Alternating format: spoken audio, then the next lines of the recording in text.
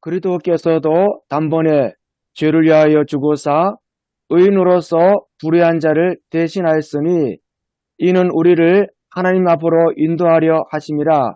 육체로는 죽임을 당하시고 영으로는 살리심을 받으셨으니 그가 또한 영으로 가서 옥에 있는 영들에게 선포하시니라. 그들은 전에 노아의 날 방주를 준비할 동안 하나님이 오래 참고 기다리실 때에 복종하지 아니하던 자들이라. 방주에서 물로 말미암아 구원을 얻은 자가 몇 명뿐이니 겨우 8명이라. 물은 예수 그리스도께서 부활하심으로 말미암아 이제 너희를 구원하는 편이 곧 세례라. 이는 육체의 더러운 것을 제하여 바람이 아니요 하나님을 향한 선한 양심의 강군이라. 그는 하늘에 오르사 하나님 우편에 계시니 천사들과 권세들과 능력들이 그에게 복종하느니라. 아멘. 아멘. 아멘. 선을 행함으로 받는 고난입니다. 본문은 방금 읽었고요. 주석을 보면 설교 착상을 해서 본문 읽기를 보면 베드로전서 수신자는 소아시라는 광범위한 지역에 흩어져 있는 공동체가 수신자라고 생각하고 있습니다. 그래서 그들을 외인, 나그네, 거류민 등으로 묘사하고 있거든요. 그래서 그들을 보면 줄 사이에 속하지 못한 주변인이자 소수자입니다. 그러면서 그들에게 고난이라는 어휘를 자주 사용을 했거든요. 그래서 고난의 현장에서 고통당하고 있다는 사실을 이 고난이라는 어휘를 통해서 알게 해줬고요. 그러면서 베드로전서는 다른 사람들에게 존중받지 못하고 여러 이유로 고통을 당하면서 고난 속에 있는 그리스도인들을 향하여 고난을 어떻게 이해하고 고난과 어떻게 싸울 것이며 그 과정에 자신의 믿음을 보여주는 답변을 준비시키는 권고와 위로의 내용이라고 이야기를 하고 있습니다. 그러면서 베드로전서는 악을 악으로 갚지 않고 선으로 대응하는 중요한 지혜를 주는 책이 베드로전서라고 이야기합니다. 두 번째로 역사적, 문학적으로 본문 읽기를 보면 베드로전서가 수신자들이 당한 고난이 언어적 학대와 신체적 폭력이 포함되는 고통이라고 묘사되고 있고요. 그래서 대부분의 학자들은 수신자들이 이방인일 가능성에 무게를 두고 있습니다. 그리고 또 이 책을 쓰신 분은 원래 그 지역에 살던 이들로 생각을 하고 이들이 당한 고난과 데살로니가 교회나 빌립보 교회가 겪은 이방인 그리스도인들이 동족들에게 당한 고난과 괴를 같이 하는 입장이라고 하고 있습니다. 그러면서 수신자들은 왜 고난을 받게 되었을까라고 하면서 두 가지를 이야기하고 있거든요. 먼저가 로마가 다신론적 사회였기 때문입니다. 그래서 예수님을 믿는 사람들이 그 우상숭배로 간주해가지고 신적 제의를 거부하는 모습이었거든요. 그래서 고난을 받고 두 번째가 신앙을 이유로 교제를 중단하면서 거리감을 느낀 이들의 공격으로 반응했기 때문에 분명히 이들이 같이 모든 것들을 했었는데 신앙이라는 이유로 그것들을 다 거부했기 때문에 거리감을 느낀 사람들을 공격했기 때문에 고난을 받았다고 생각을 합니다. 그리고 세 번째가 신학적, 명상적으로 본문 읽기를 보면 베드로 사도는 주변 사회의 배척과 공격에 대하여 몇 가지 신학적 차원의 그림을 통해서 순위자들을 독려하는 행동 지침을 제시하고 있습니다. 네 가지를 제시하는데요. 첫 번째가 세상을 향해 하나님께 중보하는 제사장의 신분이며 하나님의 아름다운 덕을 선포할 책임이 있는 존재로 설명합니다. 이게 우리가 너무나 잘 아는 왕같은 제사장이요 거룩한 나라요 그에 소유된 백성이라는 이 표현에서 나오고 있고요. 그리고 두 번째가 나그네의 삶과 영원한 집의 신학적 대조를 제시하고 있습니다. 그리고 세 번째가 베드로 사도는 당시 로마가 갖고 있던 위세를 풀처럼 마르고 시든 꽃처럼 떨어질 것이라고 이야기하고 영원히 있는 주의 말씀을 의지하도록 공고하고 있습니다. 네 번째가 버림받음과 택하심과 신원하심을 이야기하거든요.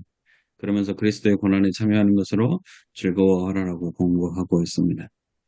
그러면서 가장 모호한달라고 3장 19절을 이야기하고 있습니다. 영으로 가서 옥에 있는 영들에게 전파하시느니라 라는 표현을 썼는데 육신을 벗은 영혼의 상태의 예수가 아니라 이제 지상의 사역의 끝이 난 종말론적 존재로서의 부활 후 영화롭게 되신 예수께서 즉 예수를 거부한 이들이 있는 곳에 가셨고 부활하신 그리스도께서 주님을 인정치 않고 거부한 모든 영적 존재에게 죽음을 이기신 부활과 악한 세력에 대한 하나님의 완전한 승리를 선포하셨다는 것이 가장 적합한 해석이라고 이야기를 합니다.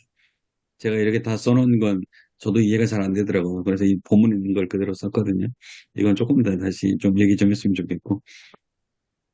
그러면서 성도가 선을 행하다가 고난을 받는 것은 골정이나 패배가 아니라 그들에게도 하나님의 신원하심이 나타나는 부활과 승리가 주어질 것이기에 부당한 박해의 상황 속에서도 고난 속에서 믿음을 지키며 선을 행하라고 권면하고 있습니다. 그리고 네 번째를 보면 위기 심판적 회개적으로 본문 익힘. 그러니까 베드로전서는 기독교 문화를 조롱하고 대적하는 세상적 가치와 문화에 대한 답변이라고 이야기를 하고 있고요. 그러면서 예수님의 고난은 우연한 일이 아니라 하나님의 영원하신 계획과 섭리 속에 세상의 구원을 위해 일어난 일이 예수님의 고난이고, 그러한 예수님을 그러니까 그리스도를 따르는 자는 예수와 동일하게 세상의 거부와 배척과 고난이 반드시 찾아온다는 것. 그러니까 예수님이 이렇게 고난을 받았듯이 예수님을 따르는 자들도 똑같이 고난이 찾아온다는 것. 그래서 그리스도인이라는 건 반드시 승리가 보장이 됩니다. 그래서 소극적이거나 회피하는 삶이 아니고 주의 말씀을 붙들고 그리스도께서 사신 대로 악을 악으로 욕을 욕으로 갚지 않고 우리의 행실을 통해 세상을, 하나님을 볼 수 있게끔 세상이 인지하고 칭송할 만하게 살아가야 할 것임을 이야기하고 있습니다. 그러면서 세상에 대한 삶의 방식을 뭐라고 이야기하고 있냐면 공격으로 맞서는 것이 아니라 세상을 침묵시킬 만큼의 선한 행실이라고 이야기하고 있습니다. 그러니까 베드로전서에서 전체적으로 이런 이야기하고 있다고 이야기하고 있고, 그러면서 좀 찾아봤는데 오늘 본문 말씀을 딱 이런 표로 해놓은 게 있더라고요. 그러면서 오늘 본문을 예수 그리스도로 딱 표현을 하시더라고요. 그러면서 예수 그리스도가 십자가를 지시고 죽음을 당하시고 다시 부활하셔서 하늘에 올라가지고 하나님 우편에 계신, 그러니까 예수 그리스도의 삶 안에 노아의 방주와 세례가 들어가 있다고 표현을 했더라고요. 그래서 그리스도가 고난받고 죽으시고 부활하시고 하늘에 올라가시고 그 안에 있는 방주는 물을 통해서 구원을 얻고, 교회는 선을 행함으로 고난을 받지만 선한 양심으로, 그리고 육의 더러운 것을 벗어버리고 하나님을 찾아가는 걸로 오늘의 본문을 표현한 그게 있어서 써봤고요. 그리고 이걸 그림 하나로 딱 표현을 했더라고요. 그래서 그리스도와 방주와 교회의 여정. 그래서 그리스도의 여정은 죽으심과 부활을 통해서 새하늘과 새 땅으로 가는 거고, 방주의 여정은요, 물로 말미암아 새하늘과 새 땅, 아라라산까지 거했던 구원으로 갔던 그 방주의 여정을 이야기하고 있고, 또 그런 마지막으로 교회의 여정으로 보면 육체의 더러운 것을 선한 양심을 통해서 하나님을 향하여 찾아가는 걸로 오늘 18절에서 22절의 말씀은 이런 그림 하나 표 하나로 표현하는 게 있더라고요. 그래서 같이 보고 싶어서 이렇게 했습니다. 발표는 오늘 여기까지입니다.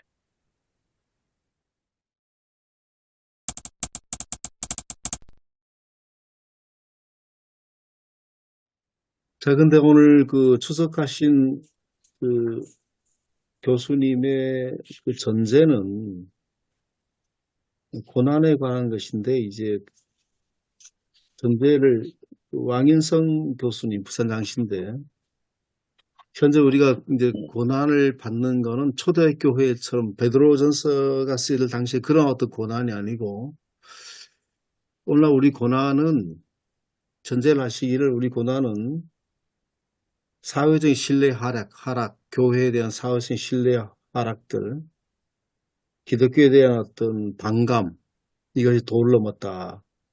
그래서 이런 어떤 속에서 우리가 있다라고 하는 거를 이제 설교 착성에서 본문 읽기 전제하고 있거든요. 예, 그래서 이런 걸 통해서 교회가 뭐, 의 때문에 고난을 받는 것이 아니고, 우리의 어떤 불의 때문에 고난을 받는다기보다도 불의 때문에 조롱과 비웃음을 받고 있다라고 하는 걸 이제 전제로 하면서 이런 상황에서 우리가 어떻게 할 것인가라고 하는 거를 이제 그렇게 하면서 주석을 이제 풀어나가신 것 같습니다. 배들교회 리종빈 목사님이 하셨거든요. 근데 예, 설교 내용은 그 주석했던 내용을 잘 이렇게 요약해서 설교를 쓰셨더라고요. 그래서 예. 따로 정리를 했어요. 그러니까 그런 고난은 아니지만 그런 어떤 어려움, 현재의 선교라든 전도의 어려움, 뭐 이런 어떤 상수 있다고 하는 거를 한번 우리가 당연히 우리 자리에서 우리가 지금 상황이 어떤가라고 하는 거를 조금 이야기를 좀 하면 좋을 것 같습니다. 그래야 어떤 고난이라고 하는 것들이 이제 풀어나갈 수가 있겠다고 보는데 어떠신지요? 제가 조금 전에 이야기했는데 조신호 목사님한테 들은 얘기를 조금 전달해드리면 한국 사회의 현 주소 현실 속에서 굉장히 고난당하는 목사님 모습을 참 봤습니다. 소위 우리 한국 사회는 지금까지 부동산 불패 사회 아니었습니까? 그러니까 서울 근교에서 이제 조상으로부터 물려받은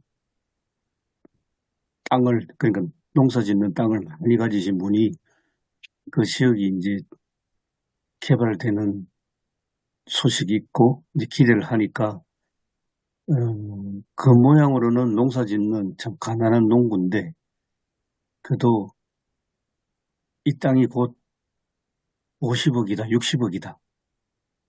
이제 그런 마음이 꽉 차 있는 분들, 뭐 물론 모든 교회는 아니지만 그런 분들이 좀 주류가 되는 그런 교회에서 이제 목회를 이제 하셨고, 그런데 이제 그것이 그냥 곧이곧대로 그게 돈으로 환전되는 것이 아니고 거기에 그 공기업인 LH 직원들이 이제 투기를 하는 거지. 투기를 하고 그 다음에 또 돈을 노리는 사람들이 위장 교인이 돼가지고 그 교회에 들어와서 교인들 사이를 처음에는 입에 혀처럼 말로 완전히 소위 세상 말로 구워 삶은 그런 사람들도 있고, 그러니까 이게 교회가 갈수록 이 부동산 투기 문제 속에 서서히 휩쓸려 가면서 이 하나님을 믿는 신앙보다는 한마디로 기승전돈이 돼 버렸어요. 그러니까 목사님은 그 와중에서 그래도 다 통찰하고 보고 계시니까 교인들한테 이렇게 그러면 안 됩니다. 이렇게 가야 됩니다. 장로님 그러시면 안 됩니다. 목사님 말씀이 귀에 들어오지도 않고 오히려 목사님을 무시하고 그런 이제 엄청난 데서 그다음에 교인들이 막상 이제 사기당하고 자기들끼리 싸우고 갈라지고 이래 되니까 목사님이 자기 일도 아닌데 교인들 일인데 그걸 수습을 하는 또 과제를 맡아가지고 자기 힘으로도 안 되니까 변호사, 법무사 이분들을 같이 대동해가지고 한 3년 정도, 그리고 교회 재산이라는 게 유지재단 속에 들어갔지 않습니까? 그러니까 총회 유지재단까지 다 왔다 갔다 하면서 정말 잠도 못 잤다며 목사님. 이제 그런 과정들을 다 이제 거쳐내면서 이제 3년 세월이 지났는데 이 교회 한 10년 목회했는데 휴가를 한 번도 못 갔고 고향이 풍기라서 유일하게 이틀 동안 천목선 소백산 물 내려오는 삼가리라고 있습니까?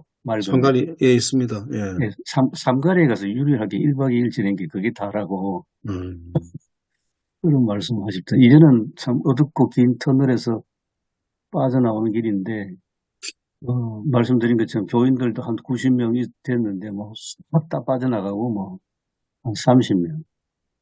지금은 이제 새로 이전한 이제 교회에서 그래도 안정되면서 요즘은 매주 새로운 교인들이 등록을 해가지고 제가 주일 가서 이렇게 보니까 한 7, 80명 된 것 같습니다. 교인들이. 회복 중에 있습니다. 그러니까 마지막에 그 조신호 목사님이 저한테 참 의미 깊은 말씀하셨습니다. 이런 고난을 당하니까 자기도 아버지가 목사하고 다 집안이 목사 집안인데 정말 안수 받아서 목사가 됐지만은 이 고난 속에서 목사가 되어 가고 있었디다. 저한테 그렇게 얘기를 합니다. 마지막은 간증이었습니다. 예, 아, 좋은 사례가 되겠네요. 예, 예. 네. 그래서 우리 펄페짜이 좀 오라고 지금 권하고 싶은 네. 생각이 오시면 있습니다. 좋겠네요. 예, 뭐, 저는 뭐, 제가 어렸을 때 가르쳤으니까, 교회 학교에서 가르쳤으니까, 뭐, 예. 잘 알죠. 음악을 잘합니다. 그래서, 음악 한대 밴드 하셨죠, 이분이. 예, 밴드였습니다. 밴드하고. 그리고 전공은 미술 하셔가지고, 예, 고등학교 미술 선생님으로 굉장히 오래 계셨습니다. 예, 이거 방금 교수님 목사가 되어가고 있다라는 표현이 지금 18절에 보면 우리를 하나님 앞으로 인도하려 하심이라고 되어 있잖아요. 그러니까 제가 봤던 주석 중에 뭐가 그냥 방향성을 이야기하시더라고요. 오늘 본문을 통해서. 우리는 과연 어디를 향해 가고 있는가? 이거 우리가 새하늘과 새 땅, 구원, 하나님의 나라를 향해서 가고 있는 거니까 오늘 본문을 통해서 선한 양심을 통해서 우리는 과연 올바르게 그것을 바라보면서 계속 가고 있는지를 이야기하고 있는데 아까 그 목사가 되어가고 있다는 표현이 저희들도 너무나 많이 부족하잖아요. 근데 이 많은 일들을 통해서 거기 가니까 정확하게 바라보고 정확하게 그 길로 가야 하는 저희들의 모습에서 여하로도 써도 좋을 것 같은데요. 그 교수님이 했던. 마지막 얘기는 그렇습니다. 그러니까, 그 이상한 목사님 또 본문도 얘기하시지만, 고난은 고난으로 끝나는 것이 아니라, 고난을 통해서 목사는 목사가 되어가게 하고, 그리스도인은 그리스도인이 되게 한다. 교회는 교회 되게 한다. 교회가 되기 위한 고난이다. 뭐 그렇게 한번 우선 정리를 하고 해도 괜찮을 것 같나요? 아까 최 목사님도 말씀하셨고, 또 우리 이재준 사례를 주셨는데, 한국 교회가 받는 지금 어려움은 성경이 말하는 고난과 거리가 멀지 않은 조롱과 멸치고, 그러니까 어떤 하나님 뜻을 위해서 힘쓰다가 세상으로부터 받는 어려움을 겪는 그런 교회가 아니라, 교회가 교회답지 못한 세월을 보냈기 때문에 당연한 결과로 손가락을 받고 있는데, 한편으로 보면 교회가 교회답지 못하다고 손가락질을 받는 게 거기에 또 소망이 있을 수 있다는 거죠. 왜냐하면 안 믿는 사람들도 교회는 저래서 안 된다라는 것을 알고 있다는 그런 의미로 우리가 받아들이면 그 지점에서 우리가 소망을 찾아야 되는데, 그러니까 교회가 뭐 부동산 투기에 휩쓸려 다니고 그 물질주의에 그냥 따라다닐 때 세상에서 잘한다 그러면 그 사회는 정말 절망이죠. 근데 그런 교회를 보면서 손가락질 하는 거에 대해서 저는 한쪽으로는 그나마 다행이다라는 생각이 들고, 한국 교회가 그 부동산 문제 이런 문제에 대해서 그동안 너무 편승해 왔고, 사실 뭐 교회에서 어떤 결과만 보고 축복이라고 속이고, 부동산에 대해서 옛날에는 근데 우리 사회가 그 근로소득에 대해서 말했던 기억이 있거든요. 근로소득은 옳지 않다고 부르짖었던 그런 기억이 어릴 때 들은 기억이 있는데, 언제부턴가 근로소득에 대해서 말을 하지 않더라고요. 이게 참 사회가 이상한 문제 같은데, 어, 그러니까, 근데 가만히 생각하니까 옛날에 근로소득을 외칠 때 보면 그 근로소득을 말하는 사람들, 그 사회 주류에 있는 사람들은 자기들은 뒤에서 다 근로소득을 하면서 사람들에게는 근로소득을 하면 안 된다. 이렇게 외치지 않았습니까? 근데 이제는 그런 말들이 힘이 없어진 거죠. 누구나 다 근로소득을 가장 우선 순위로 삼고 있죠. 근데 교회가 거기에 대해서 한 번도 제대로 목소리를 내지 않았던 그런 큰 과거가 있고, 사실 뭐 옛날에 경제정의 실천 시민연합회 정신련이 뭐 처음에 참신하게 나왔지만 그들도 결국은 다 그쪽으로 휩쓸려 가지 않았습니까? 이런 사회 현실 속에서 우리 교회가 그 어, 정신을 차리고 해야 되지 않을까 그런 생각이 우리 교회의 전반적 현실은 그렇긴 한데, 이제 그것들을 교인들이나 교회, 또 교회마다 좀 다를 수가 있습니다. 지역사회에서 그 교회는 꼭 있어야 된다, 필요하다라고 지역 주민들이 생각하고 있는 어떤 그런 상황 속에 있는 교회도 있고, 전반적인 것은 물론 뭐 같이 신뢰 하락이지만 개교의 상황도 좀 다 다를 수가 있거든요. 어떤 교회는 신실하게 또 목사님이라든지 또한 그 성도들이 이 어떤 지역사회의 어떤 존중받기도 신임을 받고 있는 곳도 있으니까 일반적으로 이제 일반적인 얘기들을 이제 너무 하게 되면 그것도 좀 조심스럽게 하다가 자꾸 그런 얘기를 계속해서 이제 하다 보면 전반적인 건 맞는데 그게 교인들에게 해야 되면 그것도 이렇게 뭐 안 할 수는 없지만 저 부동산 얘기와 전혀 관계가 없는 어떤 교회 공동체 안에서 뭐 부동산 얘기 그런 얘기를 하는 것은 굉장히 좀 우리하고는 좀 맞지 않다 이렇게 생각할 수도 있거든요. 이거를 좀 잘 자기 상황에 맞춰서 좀 이야기할 필요가 있을 것 같습니다.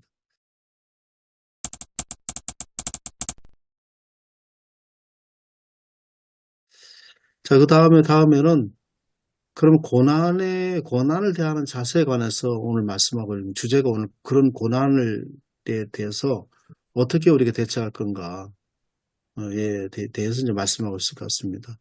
그래서, 이제 계속해서 이제 8절부터 계속 이어지는 것 같아요, 본문이. 오늘 본문은 18절부터인데, 악으로 악을 갚지 말아라. 또 자비를 베풀어라. 또 사랑해라. 또, 그 다음에 선을 행하며 누가 너희를 해치겠느냐. 그렇지만 의를 위해서 고난받는다라고 전제를 하고 있더라고요. 그러니까 그리스도인이 그렇게 함에도 불구하고 아까 이제 그 수석에 나오는 거, 로마라고 하는 어떤 그 다신적인 사회라든지 이런 사회에서 고난받는다. 그랬을 때 어떻게 고난에 대처할 건가라고 하는 것을 오늘 본문에서 말씀하고 있는 것 같습니다. 한 가지 생각나는 거는 우리가 이제 벌써 몇 해 전이거든, 수년 전입니다.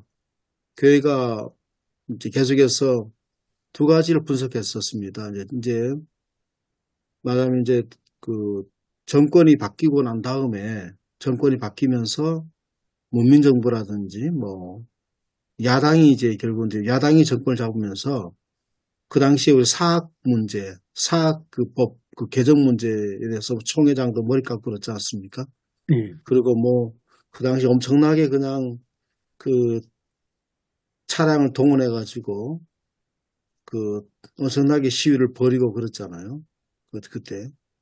그게 이제 정치적인 것과 연결되어 있었는데 그때의 얘기는 뭐냐면 결국은 이 모든 것들은 이제 현재 정권 탓이다. 그렇게 이제 분석을 한 것 같아요. 정권 탓이다. 현재. 그리고 하나는 우리가 열심히 하고 있는데 복지도 제일 많이 하고 있고 열심히 하고 있는데 이게 제대로 미디어 홍보가 되지 않은 상태다. 홍보 문제다. 그래서 미디어 대책반이라든지 미디어 대응팀이라든지 이것들이 새로 생겼잖아요. 홍보를 열심히 해야 된다라고 하는 그런 어떤 그 대응들. 그리고 또 우리가 말하자면 이제 힘이 약해서 그렇다. 그 김명용 그 총장님 뭐 전에 그 얘기를 했거든. 저희들이 홈커밍 데이에서 그런 얘기를 하시더라고요. 김명용 총장님이 하신 얘기는 그때는 당신도 대형교회가 생기면서 굉장히 자기는 환영했다는 거예요. 한국교회가 이제 좀 대사회적으로도 큰일 날 수 있겠다 생각을 했는데 지금 와서 보니 그게 아니었다. 그런 얘기를 하셨거든요. 그 설교 때. 그래서 교회가 규모가 커지고 교회가 그 교회가 영향력이 커지면 이 문제 해결될 거다. 그렇게 이제 생각을 했는데, 과연 지금 와서 그것들이 정당한 분석이었는가, 정당한 어떤 대처 방법이었는가라고 하는 거를 한번 생각해 볼 필요도 있을 것 같습니다. 그러니까 뭐 약간 격가지로 흘러갈 지금 얘기인데, 그때 미디어 대책반을 운영해야 된다는 생각이 어디서 나왔는지, 저는 정말 어찌 교회가 그런 생각을 할 수 있을까. 우리가 홍보가 부족해서 교회가 비판을 받는다. 아니, 교회가 잘하고 있다는 것을 왜 그렇게 알려야 되나? 정말 우리가 양심의 손을 얹으면 교회가 뒤에서 안 보이게 일을 하고 설사 그게 알려지지 않다 하더라도 우리는 묵묵히 끝까지 어, 복지를 하고 선교를 하고 어려운 사람 돌아보고 해야지. 그게 알려지지 않아서 손가락질 받는다고 그것 때문에 미디어 대책반을 만든다는 거는 정말 그거는 도대체 성경을 제대로 읽은 사람들이 하는 짓인가. 우리가 오해를 받더라도 우리는 뒤에서 보이지 않는 데서 정말 선한 일을 해야지. 왜 그런 식으로 하는지 정말 교회가 그때는 다, 뭐 사학법 추진도 마찬가지 아닙니까? 자기 이익을 위해서, 어, 그렇게 대드는 정말 좀 한심한 일이죠. 그래서 제가 말씀드린 것은 고난에 대처하는 우리의 자세가 어땠는가를 조금 이제 한번 사회적인 어떤 고난이라고 할 거, 사회적인 여러 가지 어떤 기독교에 대한 것에 대해서 그 대처 방법이 정말 우리가 정당했는가, 달랐는가라고 하는 걸 생각해 보자고 하는 어떤 의미였거든요. 자, 그러면 다음에 넘어가서 그럼 우리가 본문을 따라서 어떻게 해야 될 건가? 고난에 따라서 우리가 어떻게, 가장 중요한 게 지금 어떻게 우리가 고난에 대응하게 될 건가? 어떻게 우리가 이제 살아갈 건가라고 하는 게 본문을 말씀하고 있는데, 이제 거기에 대한 이야기를 조금 나눠야 될 것 같습니다.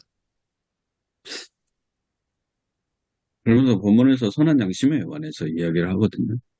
그러니까 선한 양심을 어떻게 봐야 하고, 그리고 선한 양심으로 어떻게 살아가야 되는지도 같이 이야기하면 좋지 않을까라고 생각합니다. 그러니까 많은 사람들이 재물, 그다음에 재정, 여기에 관해서 그 돈을 벌기 위해서는 양심을 파는 모습들이 너무나 많거든요. 근데 이게 세상적인 사람들뿐만이 아니고 저희들도, 그러니까 목회자들도 마찬가지로, 그러니까 재정적으로 투명하지 못하는 모습들이, 그리고 교인들에게 알리지 못하는 모습들이 너무 많이 있거든요. 그러니까 어떤 분은 그러셨어요. 그 재정과 당회록을 오픈하면 다 깨끗해질 수 있다. 근데 그러기가 쉽지 않다라고 이야기했는데, 우리의 모습은 과연 선한 양심으로 살아가고 있는지. 그러니까 목표점과 마찬가지죠. 저기 우리가 바라보는데 우리가 가야 할 거고. 그러니까 과연 우리는 선한 양심으로 살아가고, 과연 우리가 생각하는 선한 양심은 어디까지 어떤 것인지도 또 얘기를 해봐야 되지 않을까 생각합니다. 저번에도 얘기한 것 같은데, 제 아내가 그 직장인하면서 그 사인하는 게 너무 힘들었거든요. 그러니까 노인 일자리 이제 거기에 이제 일을 하고 있으니까 같이 식사를 그분들 한 100여 명, 120명 정도가 모여서 식사를 하는데 한 15분 정도 안 오셨어요. 근데 이제 이거 돈을 지불을 해야 되니까 먼저 지불을 하고 사인을 다 일일이 받아야 되거든요. 근데 돈을 지불을 했는데 그분들이 안 오셨어요. 그래서 이제 대표자들은 사인을 해라. 제 아내가 담당자니까 그냥 이름 똑같이 써서 내기만 하면 된다. 근데 이걸 못 하는 거예요. 그래서 저희들이 이제 선교사부터 해서 저희들이 그걸 지키려고 얼마나 많이 노력했는데, 다른 사람들은 그냥 사인해서 내면 되지 왜 그걸 못 하냐. 근데 한 달 동안 이걸 못 했거든요. 결국은 저희들이 직접 포장을 해서 갖다 드려서 드리고 사인을 받고 거의 한 달 걸렸는데, 그렇습니다. 그러니까 이게 그러면서 돈은 살찌게 한 3배가 들어갔어요. 그 돈에. 근데 양심적으로 살아가는 게 결코 쉽지 않고, 이제 한 1년 지나니까 그분들이 이제는 이렇게 하지 말자라고 얘기를 하더라고요. 어, 근데 제 아내 한 달 동안 잠도 못 자고 이것 때문에 그런 뭐 고민하는 그러면서 저에게 그리스도인답게 살아가라고 너무 쉽게 설계하면 안 돼라고 이야기를 하더라고요. 이렇게 사모님. 예, 그래서 그러니까 밖에서 성도님들이 살아가는 그 삶은 그러니까 비리가 너무나 만연돼 있잖아요. 그냥 쉽게. 그리고 뭐 일 하나 따는 것도 그냥 공개 입찰이긴 하지만 그 입찰 가운데서도 보이지 않는 많은 것들이 있으니까. 그러니까 기독교인으로서 선한 양심으로 살아가는 모습이 어떤 모습이고 이제 그러면서 고난을 받을 수밖에 없으니까요. 그 모습에서 우리가 어떻게 이겨내야 하는지도 좀 생각해야 되지 않을까 생각해요. 예. 참, 이 목사님, 우리는 설교를 쉽게 하지만 현장은 또 안 그렇거든요. 우리 목사들은 진짜 그거 잘 모르거든요. 평생 사회생활을 저도 사회생활 안 해봤기 때문에 군대 생활 외에는 뭐 그런 거 안 해봤거든요. 안 해봤기 때문에 뭐 그런 경험이 없잖아요. 우리는 쉽게 얘기하는데 교인들이 살고 있는 생활 현장은 또 안 그렇잖아요. 또 그렇다고 그렇게 뭐 해라 이렇게 할 수도 없고. 저도 군대 생활하면서 뭐 가라 많이 했지, 가라 사인 많이 하지 않습니까? 가라로 하고 하는 군대 자체가 그런 거니까. 뭐 참, 그래서 그게 말씀하셨는데 군인 정신이 뭐냐? 딱 한마디로 안 들키면 돼.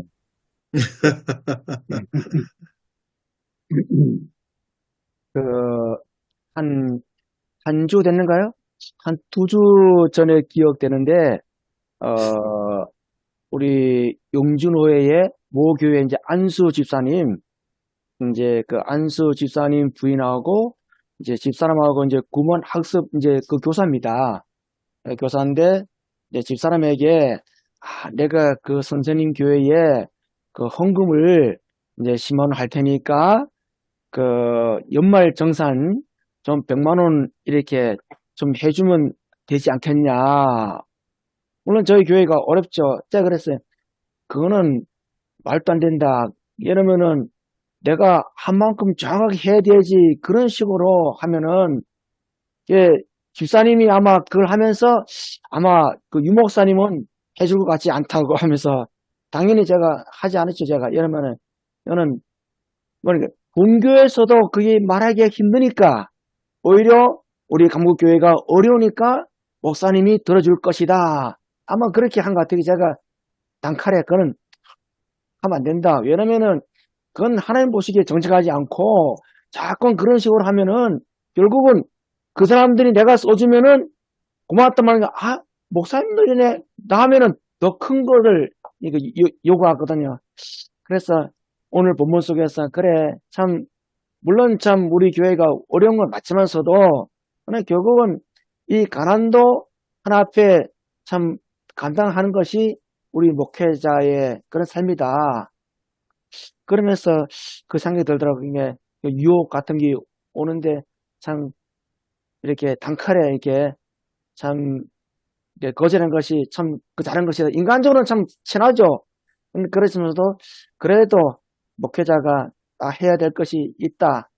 그러면서 유 목사님은 분명히 해주지 않을 것 같아. 네, 그 생각이 참 들어서 이게 저 경험한 것을 말씀드립니다. 뭐 요즘도 그런 사람들이 너무 많이죠. 요구한 사람들이 너무 많이죠. 예. 나는 이제 근데 그분이 우리 노예 모교의 안수 집사예요. 안수 집사. 네.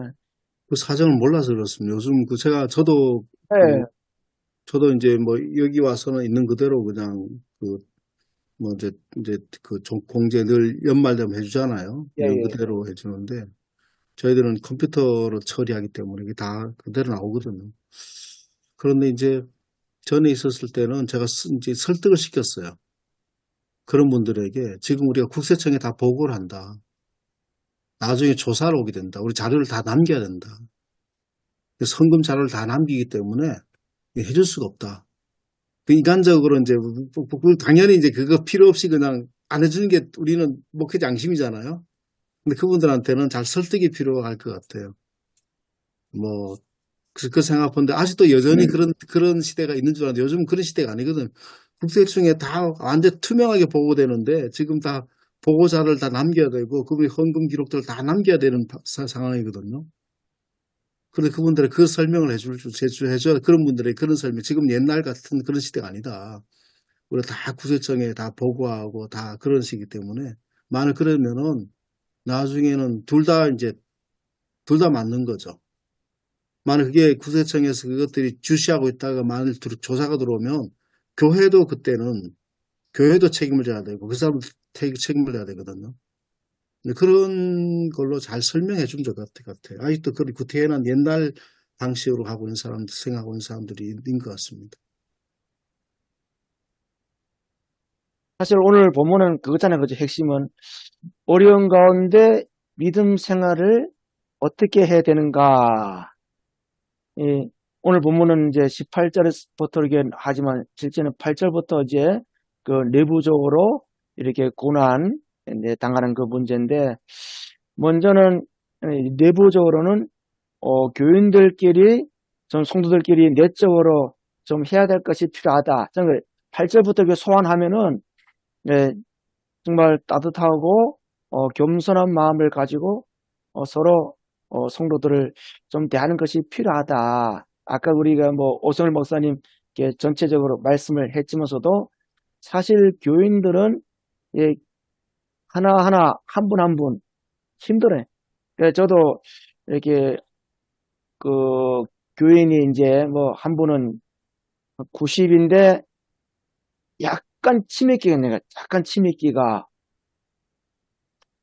그러면서 이제 제가 아침에 이제 차량으로 모시러 가면은 아이 목사님 제가 도움이 되겠습니까? 그래요. 자꾸만 이제는 기억도 가물가물하고 제가 그래요. 집사님 무슨 말씀하시냐고. 집사님이 나오면서 나한테 엄청난 힘이 된다고. 그러면서 참 그 이분이 이제 그 감사한 것은 우리 저기 천 목사님도 아시지만은 그 우리 노회에서 그 연탄 이제 그 뭐라 그 보조배 가지고 그 30만 원인가 이렇게 제가 30만. 예. 그렇죠. 예. 그 전달 한 적이 있거든요. 그런데 그 다음 주일에 그 집사님이 이제 그 3만 원을 이제 그 11조를 이거 하더라 보니까요. 보통 그거 치기가 쉽지 않거든요. 그래서 야, 참 굉장히 참 믿음이 참 그 대단하시다. 예.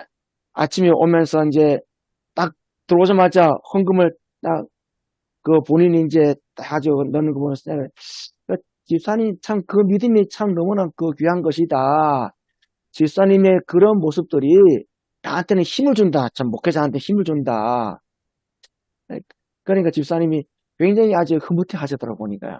이 목회자한테 이렇게 칭찬도 없고 또 서로 간에 힘을 주고 그러니까 이것이 바로 참 목회자가 또 비록 작은 교회이면서도 또 힘을 갖고 또 목회할 수 있고 그러니까 교인들한테 물론 제가 뭐 설교를 대충 하지 않지만서도 또 얼마 안 되는 교인들이면서도 최선을 다해서 또 정말로 하고 그러니까 힘을 주는 것들이 필요하다. 또 한 분은 이제 용조에서 오신 분이에요. 제가 이제 저희 교회는 예배를 오전 10시 40분에 드립니다. 처음에는 이 양반이 이제 12시 10분 차로 당분간 오후 예배를 이제 드리지 못하지만서도 그 차를 타고 이제 가야 되기 때문에 고민하는 거예요. 제가 그래서 10시 40분에 예배를 드리면서 그러면 제가 설교를 한 30분 하니까 가면 또 11시 한 50분 되면 딱 마치고 잠깐 티타임 하고 이제 가시고 굉장히 참 아주 자기는 교회 오는 것이 힘을 얻고 제가 참 교인들한테 필요한 것은 정말 너무 잘 왔습니다. 너무 잘 왔습니다. 여러분들이 오시면 내가 아무도 없는데 설교하면은 그 무슨 소용이냐. 그러면서 이제 힘든 것을 이제 하나하나 겪어 가는 것을 참 굉장히 어떤 그 고난의 의미를 서로 간에 힘을 줌으로써 서로 간에 위로를 받는다. 그런 차원에서 오늘 그 본문이 굉장히 어떤 그런 교인들한테 힘을 주는 그런 메시지가 저는 이번 주 또 해야 되지 않나 생각이 들고, 그다음에 이제 그래, 세상이 돌을 던진 데에서 우리 역시 같은 방식으로 참 하면 되느냐. 천 목사님 아시지만서도 참 제가 교회 옮기는 과정에서 너무 힘들었어요, 진짜. 너무 힘들어가지고 제가 이제 하도 나 이제부터 이제 은퇴까지 이전 노예는 절대는 안 한다. 물론 제가 하도 이제 막 배신감도 느끼고 어느 목사님은 제가 그 어느 목사님 저한테 그래. 목사님 왜 나한테 말 안 했어? 제가 그랬어요. 내가 가서 개인적으로 말해봐야 자꾸만 각종을 알리고 그건 너 결국 하나님이 하시면 되는 거지. 예, 결국은 그러니까 어떤 목사님은 흥분해가지고 그 사람 노예에서 망신을 줘야 되지 않나. 근데 그랬어요. 그렇게 할 필요 없다. 그건 하나님이 하시는 거고 나는 내 할 일을 하면 된다. 예, 저는 이번에 그런 일을 겪으면서 하나님께서 참 나를 어떻게 다듬어 가시는가. 결국은 이제 내 목회 여정을 돌아보는 그런 시간이었다 생각 들어요. 유 목사님 말씀 들으니까 조신호 목사님 말씀 가운데 혼자 고난을 당했다면 아마 그분도 결국은 견뎌내기 힘들어서 중간에 막 포기했을 것 같은데, 그래도 같은 노회 안에 목회자들이 서로 막 도와주고 연대를 합디다. 한 대여섯 분이. 그게 굉장한 힘이 되는 것 같아요. 뭐 직접 찾아와서 뭐 위로하기도 하고, 뭐 기도해주기도 하고, 뭐 또 이사 온, 막 옮겨온 교회에 막 청소하고 할 게 얼마나 많겠습니까? 그럼 뭐 달려와가지고 같이 치워주기도 하고, 이런 것들이 큰 힘이 됐다고 합니다. 참고로 우리 지난 목요일이 그죠? 우리 임 교수님하고 이제 천 목사님이 두 분이 이제 다녀가셨는데 제가 이번에 우리 딸이 이제 왔거든요. 와가지고 이제 교수님하고 우리 천 목사님이 다녀가셨다. 대뜸 저보고 딸이 그래요. 목사님, 저보고 딸이 아빠, 그러니까 프로페처에 더 열심히 하셔야 돼. 아주 뒤통수를 맞는. 근데 그때 내가 일부러 간 게 아니고 여러 가지 상황 속에 있었다. 그러면서 아빠, 교수님이 오는 거 쉽지 않으니까 굉장히 아빠는 어쨌든 간에 프로페처 열심히 해야 될 이유가 있다면서 딸이 그러니까 그래서 굉장히 좀 미안해. 제가 딸한테 오히려 미안해 하면서도 굉장히 참 반성이 좀 되기도 하고 또 사실 아까 교수님이 저도 독수교회 목사님 설교를 이제 보면서 참 이렇게 참 이렇게 설교를 깔끔하게 정리해 주는 거 좋다. 그런 나중에 보니까 이제 목사님들이 그렇게 해주기를 그러면서 야 우리 모임이 굉장히 너무 좋다. 야 이 목사님들이 오히려 같이 토론하고 설교를 만들어가고 사실 설교는 고문 되자는 거죠. 적어도 이 모임을 통해서 성경 본문에서 벗어나지 않는 설교를 우리는 할 수 있겠구나. 굉장히 그런 고민도. 그래서 이제 우리 두 분 오신 게 참 너무 고맙고 또 도전도 되고 또 미안하기도 하고 그런 생각이 많이 듭니다.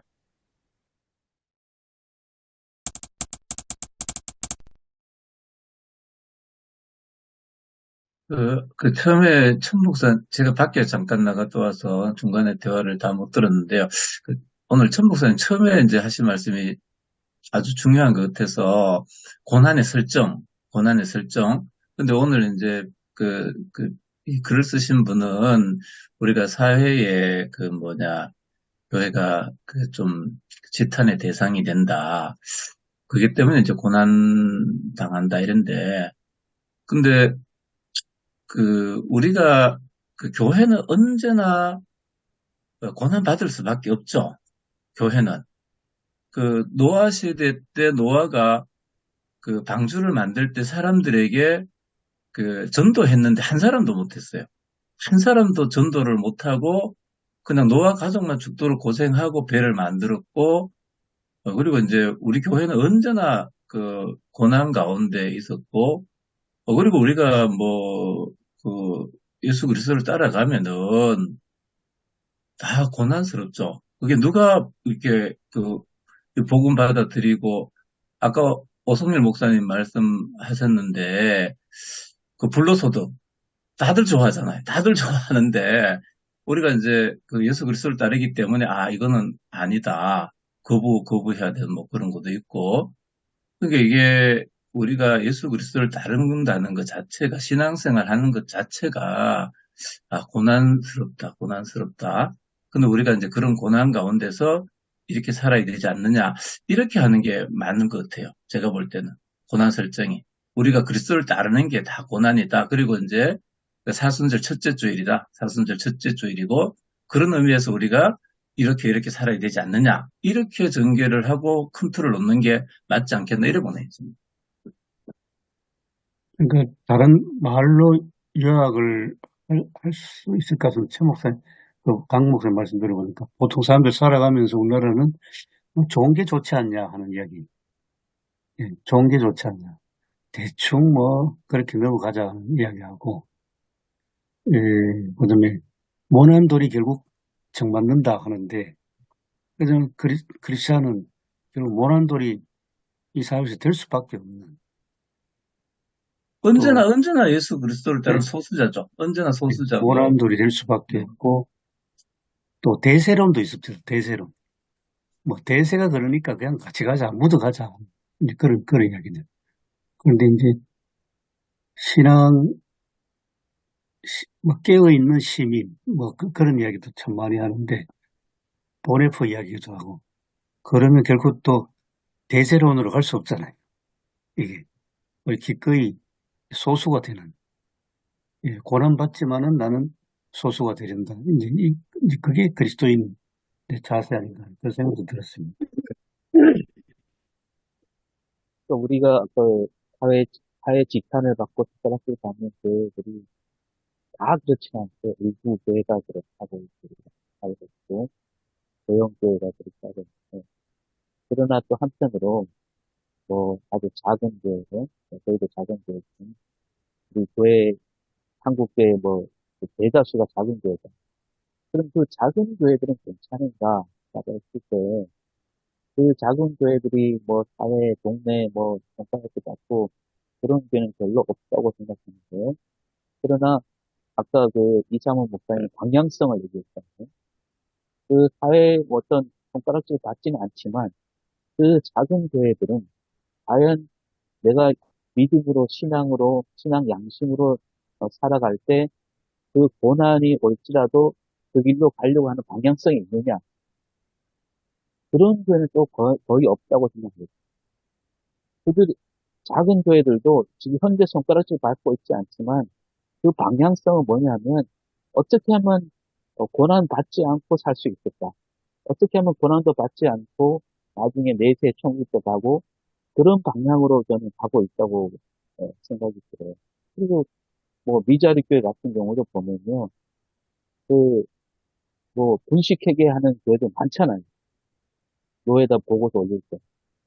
정말 정직하게 우리 교회 예산이 얼마다 이렇게 올리는 교회가 얼마나 있을까요?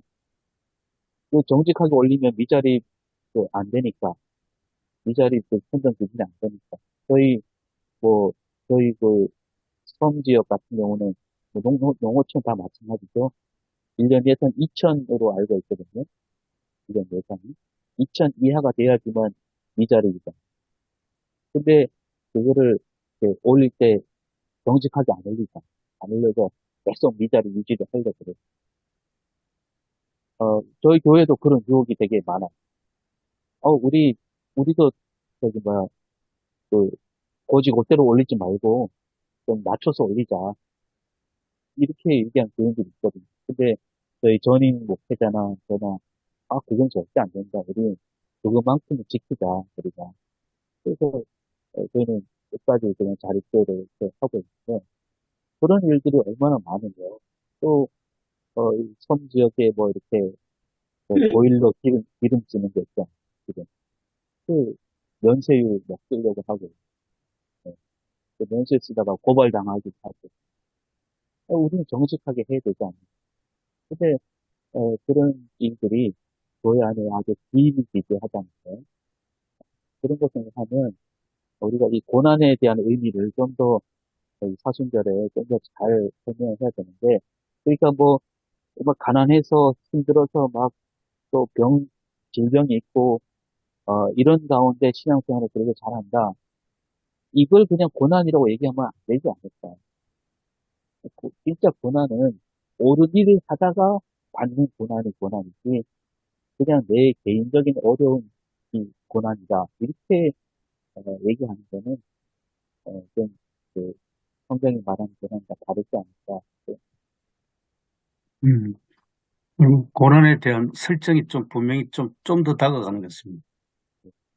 옳은 일 하다가 받는 고난. 오늘 그 역본 비교를 이사문 우리 목사님이 안 하셨는데 이거 성경을 쭉 다 펴놓고 보면은 이게 고난에 대해서 개역 개정은 선을 위한 고난이고요. 이게 공동 번역은 정의를 위한 순환입니다. 그리고 이 세번역은 의를 위한 고난으로 돼 있어요. 그러니까 이게 다 이제 다 다르게 이제 돼 있는 거죠. 우리 개역 개정은 선을 위한 고난, 세번역은 의를 위한 고난, 그다음에 공동 번역은 그 정의를 위한 순환. 이래 됐는데 이제 우리가 어떤 이제 개교회마다 다르겠죠. 개교회마다 있는 어떤 자리에서 어떤 고난을 이제 방향으로 잡을 건지 그거는 이제 뭐 설교하는 목사님들이 선택을 하셔서 이제 할 필요가 있는 거죠. 결국 고난을 통해서 우리가 이제 완전하게 되어 간다고 하는 거. 아까 이상한 목사님도 그렇게 제시했었습니다. 그리스도를 닮아가는 거잖아요. 그러니까 순금은 순금이다. 제가 뭐 교인들한테 그런 얘기를 좀 하거든요. 이제 교회 안에서도 굉장히 갈등이 있고 교회 안에서도 교회마다 다 그런 것들이 다 있지 않습니까? 교인들끼리 서로 갈등하고 뭐 서로가 또 이렇게 하고 그런 거 있는데 우리는 그리스도인으로서 자신이 누구인가를 끝까지 지키자. 그래서 그런 일이 있었습니다. 우리가 이제 저희를 한 가정에서 양계장을 이제 크게 새로 확장을 하니까 마을 사람들이 다 반대하는 거예요. 거의 다 뭐 반대하고 그랬거든요. 그럼 저는 뭐 그렇게 되는데 뭐 지금은 거의 다 이제 지어져 가고 있는 건데 이제 그 안에 있는 권사님 한 분이 막 거기에 대해서 거칠게 얘기를 하더라고요. 거칠게 막 누구 뭐 때문에 그렇다고 하면서 약간의 거칠게 얘기를 했어요. 그래서 제가 그 권사님 보고 거칠게 하지 말아라. 우리는 선하게 돼야 된다. 뭐 다른 사람들이 어떻든지 간에 뭐 그런 상황이 이게 옳은지 그른지 그거는 가치 판단은 나중에 하고 그것들이 결국 그렇게 하더라도 우리는 선하게 돼야 된다. 그렇게 말하지 말아라. 이리 제가 그렇게 얘기를 해줬거든요. 그런 말하면 안 된다. 그 사람들이 욕한다고 내가 똑같이 욕하고 그것은 안 되고 그 사람들이 그렇게 말하면 내가 똑같이 말하면 안 되고 우리는 끝까지 자신이 누구인지를 지켜야 된다. 그런 얘기를 이제 했습니다. 그래서 결국 우리 자신이 누구인지를 드러내게 하는 것이라고 보거든요. 외부의 고난은 내가 누구인지를 드러내게 한다는 거죠. 내가 진짜 순금이었는가? 진짜 순금 같은 신앙 갖고 있는 사람인가? 진짜 본래 나였는가? 그러니까 고난 자체가 그 사람을 드러나게 하는 것이기 때문에 원래의 그런 진짜 어떤 그런 금은 어디든지 빛나잖아요. 요즘 뭐 금이 엄청나게 비싸니까 어디든지 가치든지 시대를 막론하고 뭐 지금 몇천 년 돼도 금은 변하지 않잖아요. 지금도 앞으로 마찬가지고. 근데 우리가 순금 같은 어떤 정금 같은 신앙을 정금같이 나오리라고 하는 말씀처럼 우리 중요한 것은 더욱더 고난을 통해서 그게 우리의 거풀이 벗겨지고 부끄러운 부분도 벗겨지고 우리의 어떤 그것도 나가면서 그것 하면서 오히려 우리를 더욱더 그리스도인들 예수를 따른 그리스도 되게 한다. 라고 어떤 그런 어떤 방향성을 좀 우리가 그 비난을 받든지 그런 우리 자신 비난을 받든지 뭐 조롱을 받든지 이것도 우리 자신의 부끄러운 부분이니까 또 그 고난에 대해서 어떤 게 고난이냐에 대한 설정도 중요하고요. 또 하나는 선하다는 게 뭐냐. 선하다, 착하다. 그런데, 뭐, 여기 계신 목사님은 동의 안 하시는 모르겠는 저는 살면서 착하다는 얘기 되게 많이 들었거든요. 근데 저는 그래요. 생각해보면 나는 착한 게 아니었다. 착한 게 아니고 순했다. 순했다. 사람들이 순하다와 착하다를 많이 섞어서 쓰는 경우는 많아요. 그러니까 우리가 선한 사마리아인, 착한 사마리아인 얘기할 때 그 사마리아 사람이 순한 게 아니었다. 착하다라는 것은 어, 그 착한 일을 하는 사람이 착한 거지. 그 지나간 제사장이라 레위인도 악한 사람은 아니지만 순한 사람의 가능성이 많아요. 근데 착하진 않은 거예요. 그래서 제가 이번 주에도 김대중 대통령 얘기했지만 행동하는 양심, 이 선한 양심이고 또 교회가 착하다, 선하다라고 했을 때는 뭔가 착한 일을 해야 아무것도 안 하고 얌전한 게 착한 게 아니고 그런 의미로 아까 뭐 의를 위한 고난도 했지만 착하다라는 것은 뭔가 그 착한 일을 해야 되는 가만히 있는 거는 그렇게 착한 게 아니고 순응한 게 착한 게 아니고 이런 그 개념도 좀 더불어서 우리가 생각해야 되지 않을까. 전에 하는 말씀을 좀 드리는 것 같은데, 설교 중에도 했으면 교인들에게 이제 그런 얘기를 했었습니다. 우리가 선대해라. 세 가지를 얘기를 했습니다. 그땐 5가지를 얘기한 것 같은데 지금 기억이 안 나네요. 우선 우리가 항상 선대하라. 어떤 일하는지 선하게 대하라. 선대. 그 착한 그 선한 사마리아인의 비유도 그래서 선하게 대하라.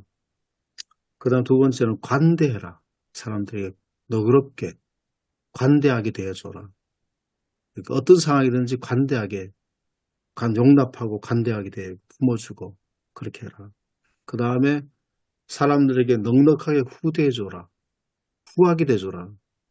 그런 얘기를 제가 늘 강조를 늘 하고 있거든요. 그래서 좀 우리 그리스도인들의 독특한, 그리스도인이 갖고 있는 독특한 그런 모습들, 그것들이 좀 우리가 그리스도인 너그럽고 선하게 대하고 넉넉하게 품어주고 좀 넉넉하게 짜지 말고 인색하게 대하지 말고 후하게 대줘라 이왕에는. 그럼 제가 이제 그런 얘기를 합니다. 그러면 3대가 축복받는다.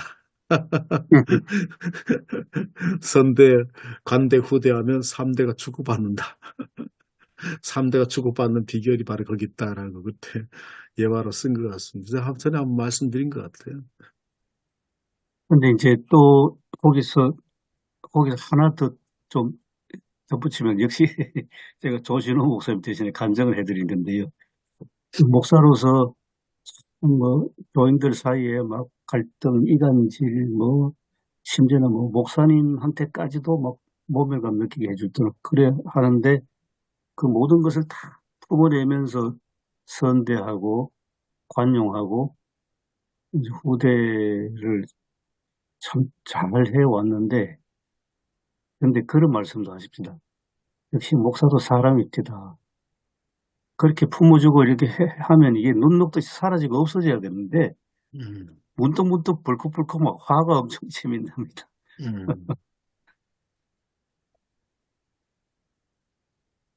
그 쓰라린 그 상처도 목사님 받았다는 이야기인데 뭐 음. 관용하고 뭐 선대하고 다 했지만은 그래도 뭐 받은 상처가 아직은 남아 있어서 그런지 막 가끔 자다가도 막 이렇게 불끈하고 네, 그렇지. 물이 솟고 막 그렇게 한다니. 네, 우리 목회하면서 그런 상처가 없는 사람 있겠습니까? 다 상처 있거든. 그래서 약간 요거는 좀 조심스럽습니다만. 제가 이제 아까 우리 조 목사님 잘 안다지 않았습니까? 물론 그 후의 삶은 내가 모르는 어렸을 때 삶을 알거든요. 그것들 줄 알고 있기 때문에, 실제로는 뭐 선대, 후대, 관대 요구하고는 조금 그 거리가 있는데 결국 목회를 하면서 엄청나게 목사다워져 간다는 얘기고 그 본인의 실제는 고백 같습니다. 그게. 그래서 이제 그런데 이제 우리도 마찬가지고 어려움과 힘든 을 통해서 오히려 목사다워져 가는 것처럼 성도들도 고난과 이런 걸 통해서 오히려 성도들도 거룩한 성도로 되어간다. 오히려 고난이 우리를 완전하게 되어간다. 만들어준다라고 하는 어떤 그런 것들이 또 한번 생각해 봐야 될 것 같습니다. 뭐 이게 비슷한 얘기가 될지 모르겠는데, 이것도 언젠가 한번 나눴거든요. 그 프랑스의 그 톨레랑스 정신에 대해서 관용이다. 그러나 이 톨레랑스가 모든 걸 받아들이자는 얘기가 아니라는 거죠. 뭐냐면 웬만한 모든 사람들은 다 받아들여야 되는데 반드시 받아들이지 말아야 될 게 하나 있다. 그게 뭐냐면 앙톨레랑스다. 톨레랑스가 모든 것을 다 받아들이는데 앙톨레랑스는 받아들이면 안 된다. 그 앙톨레랑스 이게 불관용. 말하자면 우리가 각가지 색깔 모든 뭐가 빨주 노트 파란 거 다 받아들여야 되는데 그 중에 어떤 사람이 나는 아니야. 나는 우리가 다 빨개야 돼. 나는 빨간색만 좋아. 다른 건 용납하지 못해. 그런 사람까지 받아들이면 안 된다는 거예요. 그 사람을 받아들이게 되면 그 관용 정신이 결국은 사라져 버리게 된다. 그런 불관용 정신인 그 태도는 단호하게 내쳐야 된다. 그래야 그 사회가 관용의 사회가 된다는 거예요. 교회도 마찬가지로 교회가 다 받아줘야 되는데 다 받아줘 버리면 그러나 그 가운데 어떤 잘못된 생각, 나만이 옳다라는 생각, 그런 생각은 우리가 나가야 된다. 이렇게 얘기할 수도 있죠. 맞아. 아까 뭐 유재로 목사님처럼 그게 10만 원 내고 뭐 100만 원짜리 해달라고 하는 그런 절대로 우리가 용납해서 안 되죠. 그건 있을 수 없는 얘기죠. 그게 교인들한테 바로 가르쳐야 되거든요. 그건 아니라고 하는 거를. 안 된다고 하는 거 바로 가르쳐야 잘 설득하는 게 필요할 것 같습니다. 왜 그러냐. 무조건 안 된다 그러면 오히려 의도와는 다르게 섭섭하게 생각할 수 있으니까 왜 그러냐. 제가 설명을 잘 해주고 지금 그런 사회가 아니라고 하는 거를 설명을 잘 해줄 필요가 있을 것 같습니다. 본인도 그렇구나 깨닫게 되잖아요. 그렇게 아니구나. 이제 그렇게 하면 안 되는구나. 우리 사회가 지금 사회로 봐도 그렇잖아요. 친북 좌파다, 친이다 이렇게 어떤 사람들은 둘 다 똑같다라고 얘기하지만 그러나 제가 볼 때는 아니거든요. 친이라고 욕하는 거는 그 친일은 법을 갖다 대면 친일을 했다고 해갖고 지금 법에 조촉이 안 됩니다. 친일이 하는 경력이 우리 사회법에서 처벌받을 수 있는 요건이 전혀 안 돼요. 친일이라고 욕하는 거하고 친북이라고 욕하는 건 차원이 다르거든요. 친북이라고 욕했을 때는 이 친북하는 일을 했다. 이걸 법을 받게 되면 이 사람은 감옥 가야 돼. 이게 욕의 차원이 다르거든요. 그러니까 친북이라고 욕하는 건 뭐냐면 너희들은 우리 사회에 있어서는 안 돼. 이런 식의 아주 그 극단적인 생각을 가진 사람들이 지금 정권을 잡고 있고 우리 사회 주류가 돼 있고 언론이 돼 있다는 거. 이런 거에 대해서도 좀 안타까운 생각이 많이 들어요. 우리 지역에는 거의 그런 분들이 대부분들이죠. 유 목사님이나 강 목사님 다 겪고 있습니다만, 그는 우리가 이제 어느 편에 속하는 게 아니고, 우리가 어느게 진짜 우리가 교회의 가치가 뭔가,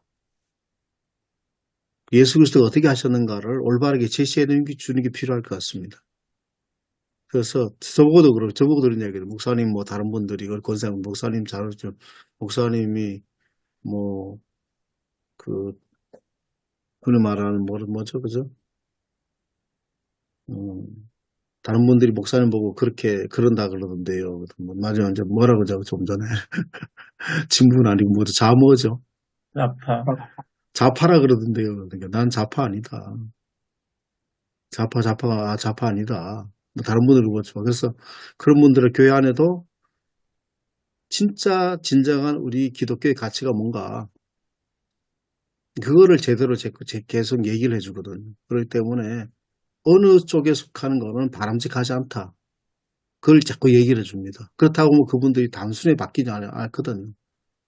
왜냐하면 또 같이 하는 분이 다 그런 분들이니까 다 그렇게 얘기하는 분들이 있기 때문에 가서 다 하면 또 하더라도 교회 안에서 그렇게 하면 안 된다는 얘기를 우리 고유에 갖고 있는 기독교적인 가치라든지 복음의 가치를 그 얘기를 아까처럼 우리가 복음의 가치라고 해서 모두를 다 어우른 거다. 톨레랑스 같은 개념이 들어있잖아요. 모두가 다 올려 누구를 배제하고 소외시키고 누구를 하고 하는 것은 정치인들이 하는 일들이다. 자기들의 목적을 위해서 한 건데 거기 우리가 휩싸여서는 안 된다라고 하는 거를 계속해서 우리가 목사님들이 힘들더라도 그런 가치를 지속적으로 계속 얘기해야 될 것 같습니다. 우리가 갖고 있는 너무 좋은 그런 기독교적인 가치들을 얘기를 좀 해줄 필요가 있을 것 같아요.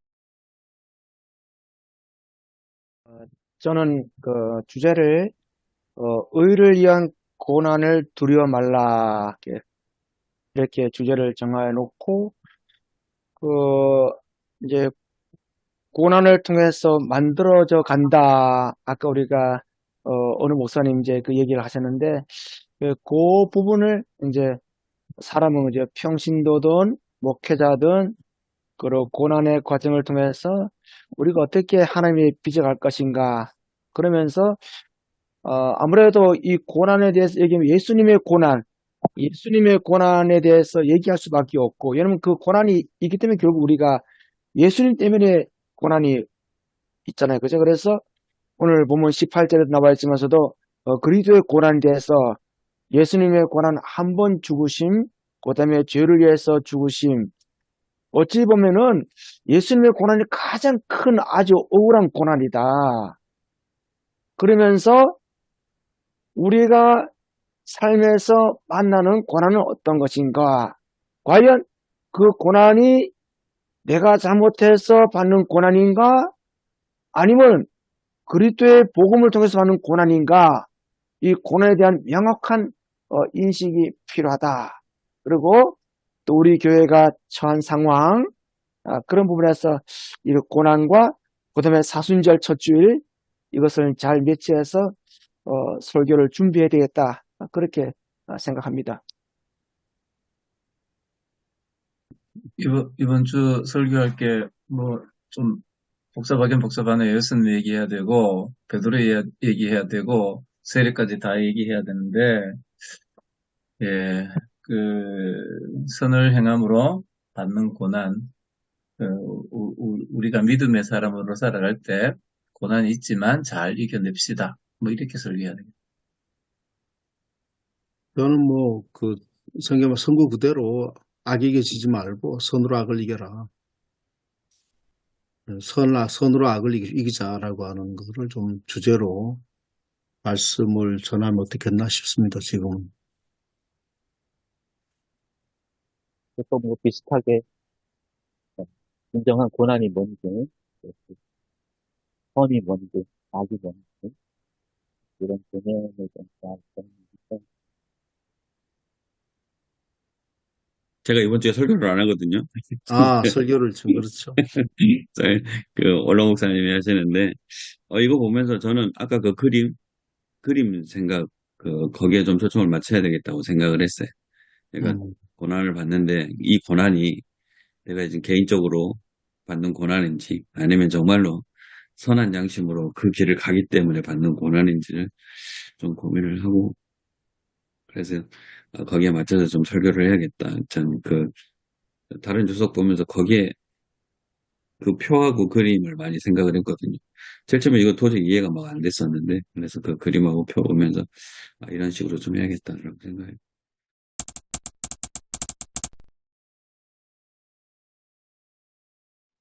사랑의 하나님 감사합니다. 저희들이 매주일 이렇게 목사님들과 같이 하나님의 말씀을 올바르게 증거하기 위해서 저희들이 이야기를 나눕니다.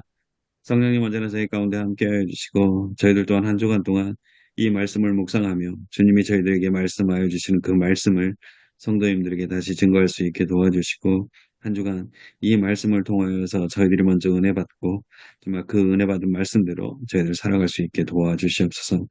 저희들 표대를 향하여 나아갑니다. 그런데 그 표대가 우리가 정해놓은 표대가 아닌 주님이 걸어가셨던 그 길이 표대가 될 수 있게 도와주시고 주님이 걸어가셨던 그 길을 걸어갈 때 저희들 또한 수많은 고난이 다가오지만 그 고난을 정말 기꺼이 받아들이며 주님이 걸어가셨던 그 길을 걸어갈 수 있도록 주님 저희들의 삶을 지켜주시옵소서. 이번 한 주간 온전히 주님만을 붙잡기를 원하옵고 저희를 사랑하여 주시는 예수님의 이름으로 기도드립니다. 아멘. 아멘.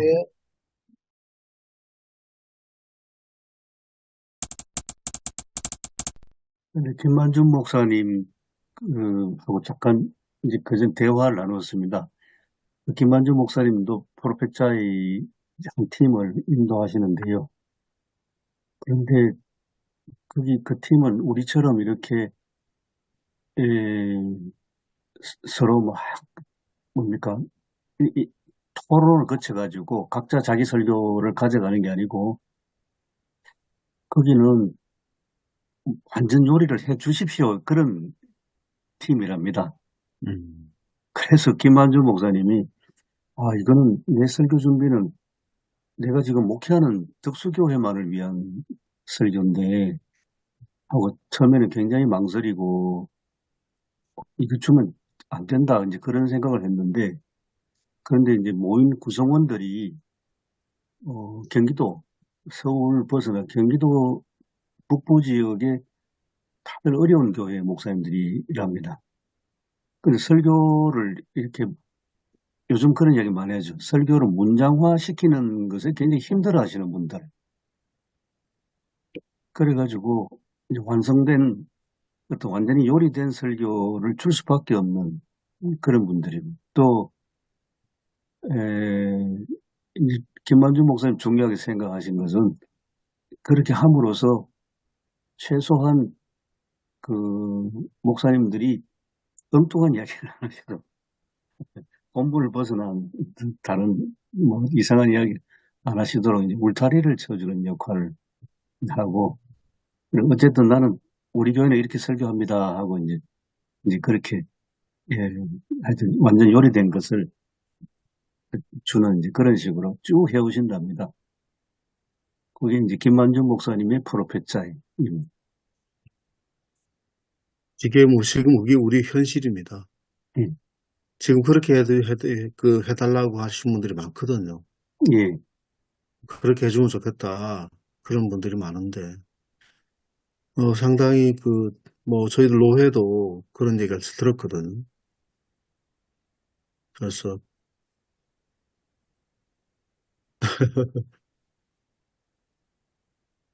저도 김만주 목사님도 하는 걸 봤습니다. 뭐 올라와 있으니까. 우리하고는 좀 다르게 하시더라고요. 저는 신앙의 계승이라고 하는 측면에서 조금 엘리야의 시대, 엘리야의 영광이나 엘리사의 능력이 중요한 것이 하나님이 어떻게 하셨는가. 그래서 우리 주석 보면 하나님이 어떻게 하셨는가에 대해서 그렇게 큰 언급이 없었거든요. 그래서 고민을 했습니다. 하나님이 어떻게 하셨는가, 하나님 어떤 일을 하셨는가, 그 부분에 대해서 이제 고민을 하면서 하나님께서 이제 엘리야의 시대를 뒤이어서 엘리샤 시대를 계속해서 계승할 수 있도록 하셨다. 그리고 산상수훈, 우리가 병행 본문 그 산상수훈 얘기를 중간 또 넣어서 또 왜냐하면 엘리야와 엘리야사 얘기하면 산상 변모주일에 뭘 얘기해야 될지 그렇게 확실하지 않기 때문에 병행 본문을 이제 좀 사용해서 예수님의 산상 변모에 그것도 얘기를 하고요. 그 다음에 이제 엘리사의 마지막으로 이제 적용 부분에서는 그 엘리야가 그렇게 그 자신 온전히 드린 사람을 하나님 영광스럽게 하신다. 그래서 여러분도 하나님 영광스럽게 하실 것이다. 라고 하는 거, 섬김을 아주 기억하실 것이다. 라는 것을 강조했고요. 두 번째는 구원 사역을 이어받기 원하는 사람들의 능력을 베푸신다. 가만히 있는 사람이 능력을 베푸신 것이 아니라 있기를 원하는 사람 능력을 베푸신다. 그러기라고. 예화는 그 이영창 장로, 이번에 갔더니 이영창 장로라고 이미 교수님은 잘 아십니다. 유 목사님도 아시지만 제가 선교 독방교회의 장로님이고 또 제 매제고 갔더니 그런 얘기를 하는 거예요. 저희도 이제 9일날 어머니 뵈러 온 가족들 갔는데 거기에 이제 미국 딸이 간호사로 올랜도라고 있습니다. 플로리다 그 올랜도인데 거기에서 그 청년 목장 사역을 하는데 처음에 5명에서 나 22명으로 이렇게 불어났다고 하면서 나중에 그 사역을 자기가 옛날에 청소년 여기에 중고등학생을 대상으로 태권도도 가르쳤었거든요. 그때에 이제 그 집에서 청년 목장을 했었습니다. 그런 사역을 똑같이 배워가지고 하더라. 그리고 아버지가 한 것처럼 똑같이 했다. 그렇게 하면서 이제 거기에 있는 참여하는 그 청년들이 다 전문직이거든요. 거기에 UCF라고 하는 그 대학이 있습니다. 거기에 교수요원들과 간호사들도 매치되고요. 다 전문직에 있는 이들인데 거기에서 청년 사역을 두 부부가 하고 있어서 그렇게 정말 있다.